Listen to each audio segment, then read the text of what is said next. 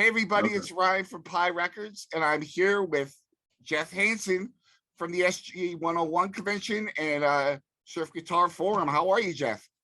I'm good, Ryan. How are you? I'm really good. I had a really great day, and I was looking forward to this all day. I know we Finally. yeah, I think it's been over a year we've been wanting to do this, right? yeah, but it was good. It was good that we waited because I thought what a great after a year. I thought what a great opportunity that it was to get to meet you and pick your brain and learn a lot about the community and stuff. So I thank you for that. As I told you, I wanted to get all my ducks in a line Yeah, for this to happen. So it's like, there was multiple things that needed to be ready, to actually do it. So here we are. perfect. But I've been enjoying your videos and the interviews with all the people and stuff. So keep it up, the good work. And we've been needing something like this for years and years. So you're doing it. And shout out to Kyle for doing for jumping in too. I saw your interview with him, and he's really hitting the ground on like a local level. I thought was really cool. Yeah, that reminds me, the part 2 of his interview with Garrett from the Gassy Ones is available. I need to watch that. Yeah, and I then just watched it. Also he's got Frankie from the Volcanics and Jason Lee from Jason Lee and the Riptides coming up. Nice. Yeah. So looking forward to that also. But upon your request, I got this. Oh, there you go. Have you watched it yet? Not yet, but it's in my DVD player.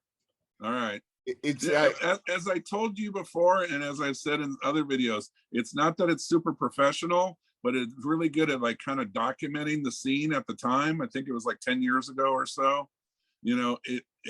What I see in that video is what I know of shows, and it has a little bit of surf convention. And then my friend Baha Marty that sadly passed away, he's in there 2 or 3 times. Oh. And it's great to remember him in better times and super happy and digging the surf scene. Awesome. So I hope you enjoy his stoke. His stoke. Yeah. Stoke is like when surfers are like totally like super happy that the waves are big and stuff. So oh yeah, if you're going to a show or you just went to a show and it was really good, it's like you're enjoying the stoke just like real surfers do. Nice. So okay, let's hit this before we go into any depth. I want you to tell me who's on the show and where they're coming from this year. Oh, for the surf convention? Yeah. I'll say, what show are you talking about? Well, go through all like the pre-shows and stuff like that too. Okay, gotcha. So for those who don't know, I'm Jeff Hanson, aka Big Tiki Dude, and I'm the organizer and with some of my friends, coordinator of the Surf Guitar 101 convention. And check out the website Surf Guitar or SG101convention.com for more info. But there's 2 pre-shows, and let's see, we got that as good as possible. One of them is at the Barclay in Pasadena, and then the second one is at Secret Island in Long Beach. And we got multiple different bands. Both are very cool venues. So the Friday night we have Jetpack. That's kind of like a 90s band. They did a really good CD, but then they've morphed into like a 60s cover band. So what I asked them to do, they do 3 different things. They do a little bit of like Western instro, kind of like from the late 50s. And then they do some great 60s surf songs. And the leader, Dan, his wife, Jen, plays sax. And she's really good sax player. So they nail some of those 60s classic surf songs. And then, of course, some of the stuff from the CD, where the CD was very modern, almost like an Insect Surfers, Poil Del Mar type of vibe. So they're going to do a little bit of those 3 different things that they do. Then we have Par Avion, which is Bernard Yin's current band. He's been in Brazil 2001 and the Migs, and now him and his wife are in Par Avion. That's a really fun band, kind of like a Latin dancey type of thing. And then the Nebulas from the East Coast, from Rhode Island, Connecticut area. They're coming out for their 20th anniversary of their West Coast tour. The Oh first yeah. time the Nebulas were here, they did like 12 or 14 shows, and I think I went to 8 of them. Wow. So I really like the Nebulas a lot, and I've been wanting them to come for years and years, and it's finally working out to coincide with the 20th anniversary of their other tour. And then the night 2, usually the convention's on a Saturday, but this year it's on a Sunday, so the pre-shows are Friday and Saturday. Night 2 is at the Secret Island in Long Beach, and it's a tiki bar in a basement, kind of like a speakeasy, and it's underneath an Irish bar. That's on the corner of Broadway and Pine in downtown Long Beach. All the info for this will be on the sg101convention.com website. Please look it up there. For the night 2 show, you have to go to the website and get a ticket. You have to pay and pick your seats. There's like a little diagram to let you know where you want to sit and stuff. Night 1 is free, but night 2, you got to get a ticket and pick where you want to sit. And then, of course, the convention itself, $30 cash at the door, but no tickets. So you got to get there early. So we'll get to that in a little bit, and we'll get to that soon. But night 2, we have the three of the main bands that are playing the convention. It's Surfer Joe, the Nebulas, and a reunion of Mach 4. And if anybody hasn't heard the info yet, the Mach 4 put out a great CD about 10 or 15 years ago, but they've recorded 8 more songs. So Green Cookie or Surf Cookie Records from Greece is re-releasing the album with the 8 bonus tracks. So it's really cool that Mach 4 are going to come down and play the convention and the pre-show the night before for that occasion. Nice. And then you want me to go to the info about the actual convention now? Absolutely. Okay, so here it is one more time. So for the last 4 years, we were at the Alpine Village in Torrance, and it was a great venue, but it closed. And it was even before COVID, they went out of business. So it was sad to lose it, but we got to move on. So this year we are at the American Legion Hall, Post 43, and it's in Hollywood. It's right next to the Hollywood Bowl. And wow. let's see.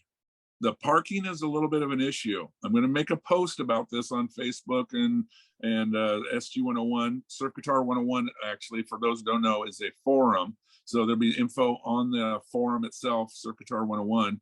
Oh, also, this really sucks. Facebook did some changes recently, and John Paul and I lost control of the Surf Guitar Convention Facebook page. So you either have to look at my personal page, Jeff Hanson, aka Big Tiki Dude, or you have to look at the SG101 website or Surf Guitar 101 forum, which is the surf music discussion forum. The actual convention Facebook page, we lost it, and I'm quite upset. Thank you, Mr. Zuckerberg. Yeah, right. So the convention, American Legion Hall, it's on Sunday, July 31st, and it's doors at 10. Show goes from 11 to 6. Because there's an orchestra playing at the Hollywood Bowl at 8 o'clock. So we got to get out of there at 6 o'clock, and we're having an after party at the Tonga Hut in North Hollywood. And that is the tiki bar that John Paul's wife, Marie, is the bar manager at. And it's only about 4 miles away. So just over the hill a little bit from Hollywood into North Hollywood. So show is 11 to 6, and then the after party is like 7 to 10 at the Tonga Hut. And that pretty much covers the whole weekend. The bands that are playing the convention, we're doing a tribute to Richie Podler, aka Richie Allen. He passed away recently. He did a lot of studio work back in the 60s. So we're doing a tribute to him. And then we have the Scimitars, which is John Paul, my friend Ron, that provides the amplifiers for the convention, and a couple other friends are in that band. It's like Middle Eastern meets surf. Of course, the Mach 4, like I was telling you before, the Volcanics.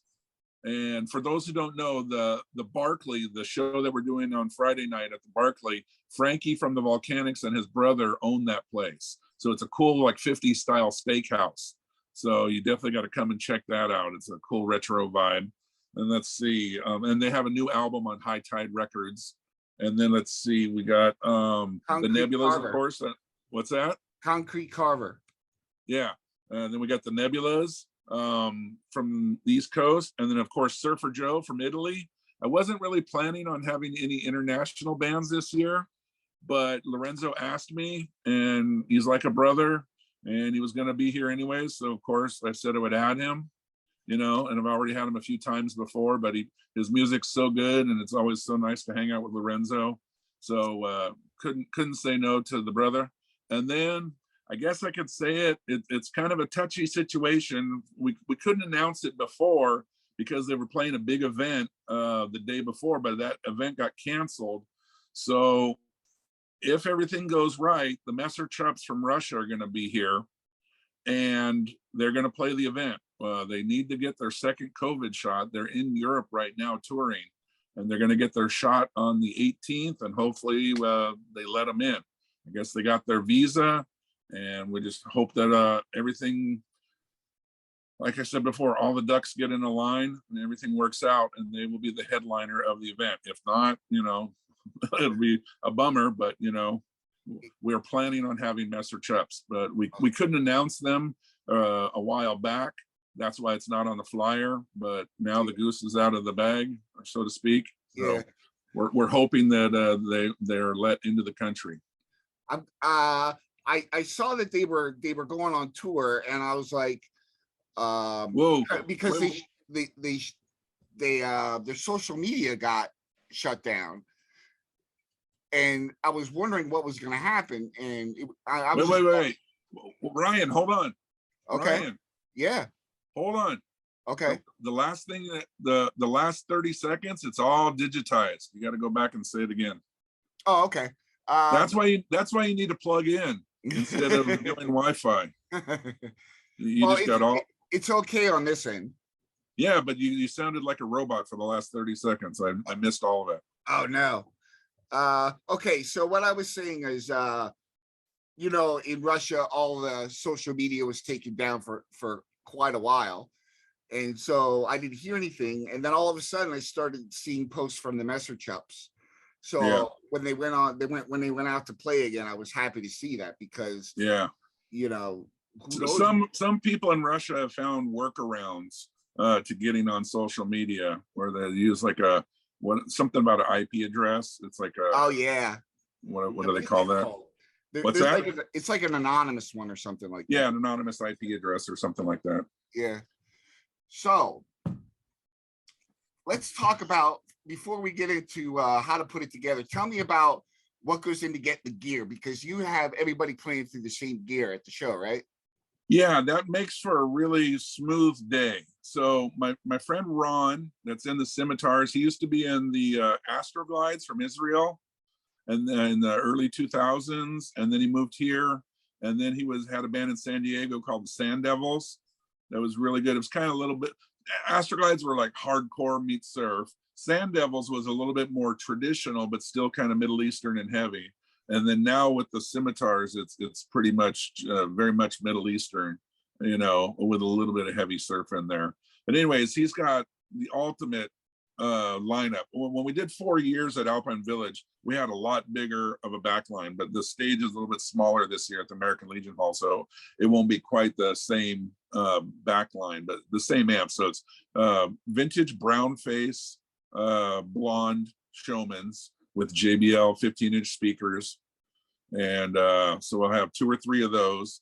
And then John Paul provides the bass amp. That's a studio bass 200 tube amp with a cabinet with 410s, I believe. And then Dusty from Slacktone and 50 other bands will be providing the nice Blue Sparkler drum kit. Nice. Is he playing with the Balboas, Dusty? No, Dusty is friends with the Balboas. He may have done some studio work with them, but I don't believe he's touring or anything with them. They're one of those bands where everybody's kind of situated all around the United States. Yeah. And they get together to record, but he's really, really good friends with them. So you might have misinterpreted some messages. Yeah, maybe. So I can only imagine how much time it takes to put together these shows one at a time, but you're putting a whole weekend together. Talk about how you just like start from the ground up. I'm sure like as soon as this show's done, you're working on next year's. Oh, I mean, I'm already, that's the thing is, probably after year 3 or year 4, people started contacting me saying, oh, we want to play next year. We want to play next year. So sometimes I'm like, well, maybe the year after that or 2 years after that, Yeah. And it's hard because, there's some bands that have been around 20, 25 years that haven't played the convention yet. And then there's these new bands popping up where they may be great or pretty good, and they want to play the convention. And it's like, whoa, whoa, whoa, no offense, but, there's some bands that have been around a long time. Who knows how much longer they're going to be around?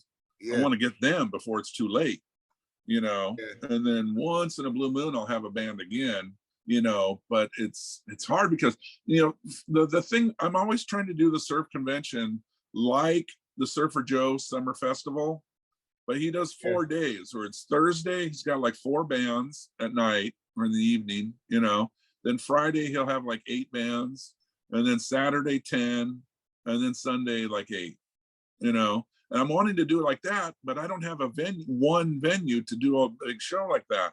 So I'm finding like small bars and then a big venue and then another small bar, but then when people come here, they're like, well, we need as much money as possible. So then they start playing multiple shows. Yeah. So instead of having 30 bands like Lorenzo does, I end up having 12 bands, and some of them will play 3 or 4 times. Okay. So it's not the same. It can be anywhere from 4 to 6 days of shows, but it's not different bands every day. Some of the bands will play, between 4 and 6 times. Right. I try to mix in some local bands or some bands from San Diego, some bands from NorCal. For those that don't know, I'm in SoCal, where surf music started, the home of surf. When we were originally talking about doing the surf convention on Surf Guitar 101, the forum, some people were saying, oh, we should do it in Vegas. There used to be a thing called the Las Vegas Grind, where it was like garage and surf. First thing, I'm not into Vegas. It's not my scene. I don't drink a whole lot, and it just seems kind of like hot and sleazy, type of place. Yeah. I've gone there a few times, but it's like, there's a lot of the 60s bands that were here, especially when we started the convention in 98, I believe it was, or no, 2008, sorry. I was 25 when I got into surf, and I'm 50 now, and I'm starting to lose my mind. But anyways, we started the convention in 2008. And some of the 60s bands were still playing, but it's like, why go to Vegas? You're gonna have to take all the gear, take all the people, to do a show. If we have a venue here, why not do it here? It's less money, less time, less effort, and we're at the beach, or near the beach. Why go to the desert where there's no beach? Yeah. I mean, if somebody else wants to do a big show in Vegas, that's fine. There's a few surf bands there. You got Swank Bastards and the New Waves and a couple others. If they want to do a festival, that's great. I might even come attend, but I don't want to arrange a festival in a town that's not my town. Okay. And I'm not trying to be rude or dismissive. It's just, like the saying, why take sand to the beach? It's like, why take the beach to the desert? Yeah. So what would you say was the most difficult thing when you started putting on shows to get to understand, to get to say, now I get it? Well, the hardest thing for me, it's like doing it is the easy part. Getting people to come is the hard part. Okay. But the very first one, I may have told you in person, in our many conversations, but, for those who are just now seeing me for the first time, the very first surf convention, well, I did a birthday party for my buddy Marty, and we had 8 bands. It was his 50th birthday, and a bunch of people showed up. It was, I don't know, like 75, 80 people or so, and everyone's like, hey, this is great. You should do some more stuff like this. And Adrian, the drummer from Chum, he passed away last year, by the way. He did a show at the same venue, Susie's in Hermosa Beach. He did the South Bay Surf Stomp, and that's coming up on 20 years, by the way. Their bass player is going to continue on with that. But anyways, he did a show there. So I was like, well, shit. there, sorry, there was a show where the Madeira, Yvonne's band, Yeah. and Ferentz's band Poil Del Mar, they were coming to town to do a show and then to play at the Huntington Beach Pier the next day. You know, and we were talking about doing this surf convention idea, and I was like, well, the show's at night on Saturday night. What if I do this convention kind of thing during the day? Like start at noon and go till 6, and then the other show can start at 7 or 8 after, you know. And then I just started having all these ideas where, you know, we showed some little movie clips of some documentaries that were being worked on. And we had Paul Johnson and Eddie Bertrand from the Bel Airs there, and they jammed with some different bands. Well, Eddie was playing with the Eliminators at the time, but then like Norm from the Ghastly Ones got up and played a song, you know, and did Squad Car with them. And it's so funny because that's one of those 60s songs where it got sped up. Yeah. And so Eddie likes to play it the way that it's supposed to be played. But a lot of people, when they only know the recording, they want to play it faster, like they know. And Eddie yelled at Norm, "Slow down!" And Norm was like, Eddie's yelling at me. But it was a great day, and the venue only hold like 80 people, and we had 150 people, so it was like flowing out into the parking lot. Nice. So we found another venue called the Starting Gate in Los Alamitos. It was across the street from the horse track, and that place held like 300. So we did it there like 6 years, and then in Elks Lodge for 1 year, and then the Alpine Village for 4 years. But you know, just I'm always, like I said, you know, I'm wanting to do like a show, but bigger and better. You know, so you have all these vendors, all the bands that are playing are selling, all the record labels or the good record labels will come and vend. Some people that are doing books, maybe a little bit of tiki stuff. So it's a big swap meet of surf. People come from different states and hopefully other countries, you know, for it. So it's like a once a year family reunion type of thing.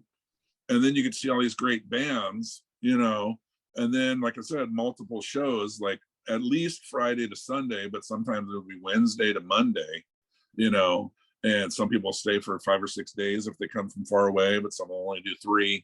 But it's just my idea of wanting to do bigger, better, you know. And the thing that I was learning is instead of a small show at a bar with 1 band or 2 bands or 3 bands, I learned that if you do a show with 6 bands or 8 bands or 10 bands, every year more and more people came. So the second year we had like 200 people, then we had 225, 250, 275. Then we had Messer Chaps and we hit 300. And then the last one that we did 3 years ago, we had the Surfer Jets and we went from 300 to 400 paid. Wow. And I was like, wow, what a jump, you know. And the Alpine Village held 700 and it was finally starting to fill up nice, you know. And it was like, and then we lost the venue and I was like, no, now we gotta find another venue. So we found the American Legion Hall, but the capacity is only 250 if we have tables and chairs in there.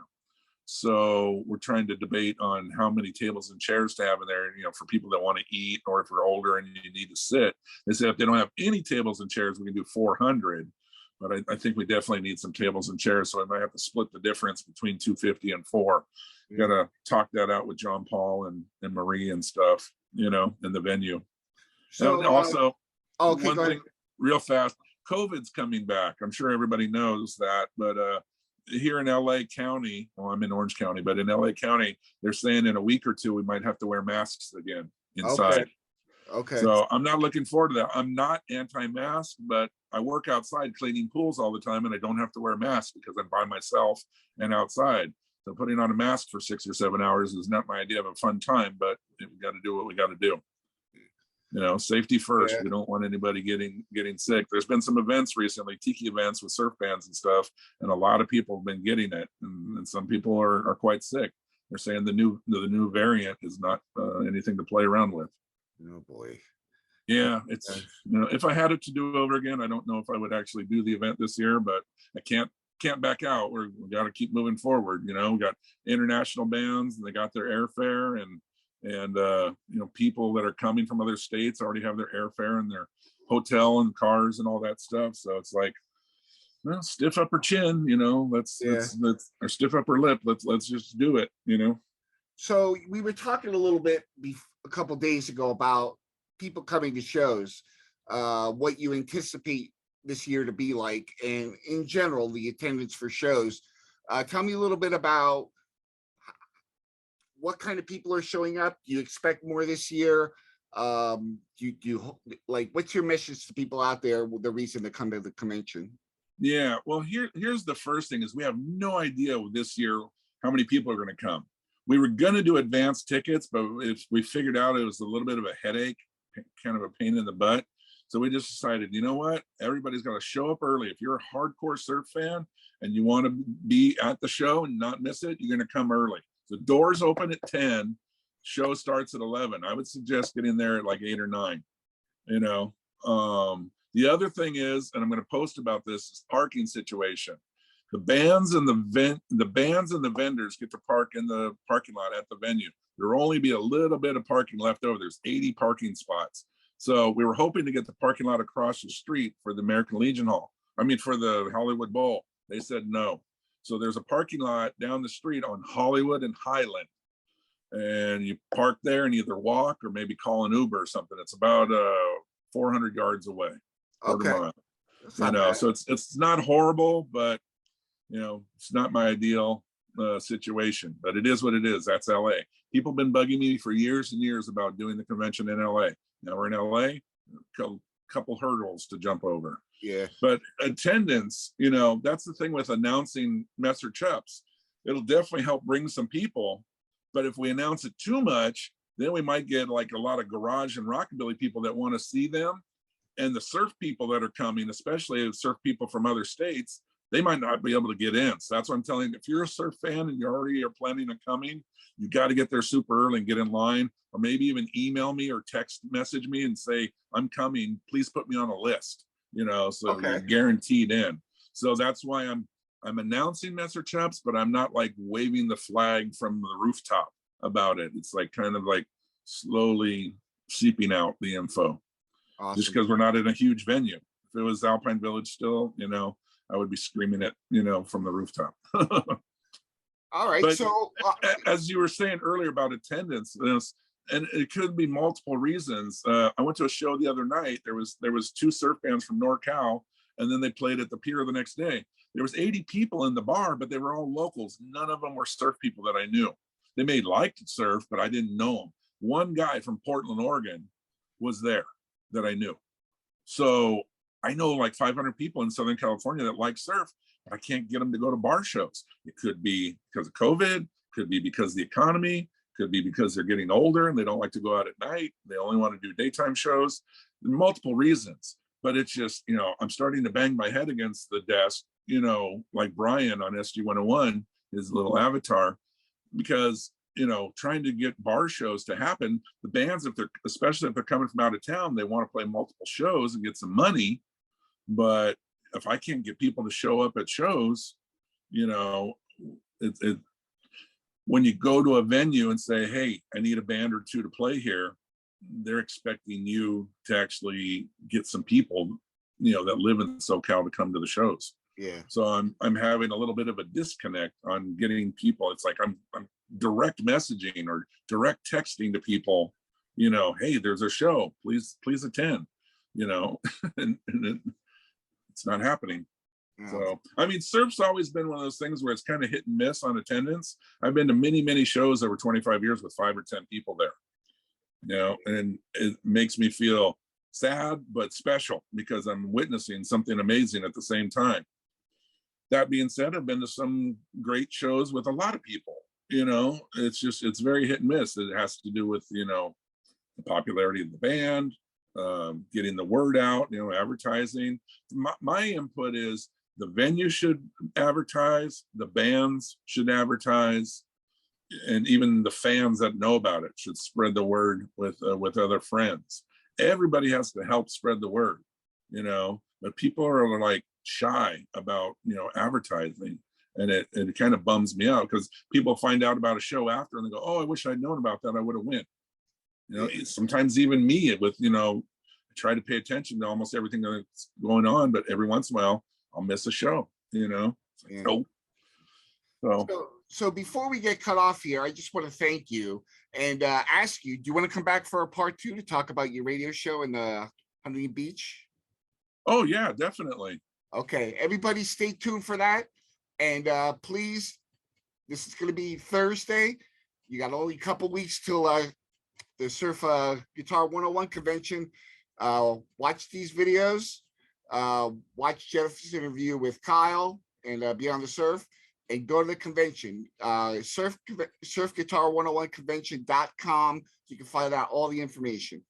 Or sg101convention.com. Yep. Also, if you're coming from far away and you're going to come for the convention, send me a message on Facebook, Jeff Hanson, Big Tiki Dude, or send me a text if you're a friend of mine, and I'll put you on a list. Awesome. All right. Awesome. Thanks, Jeff. All right. Thanks, Ryan. I'll see you on the next one.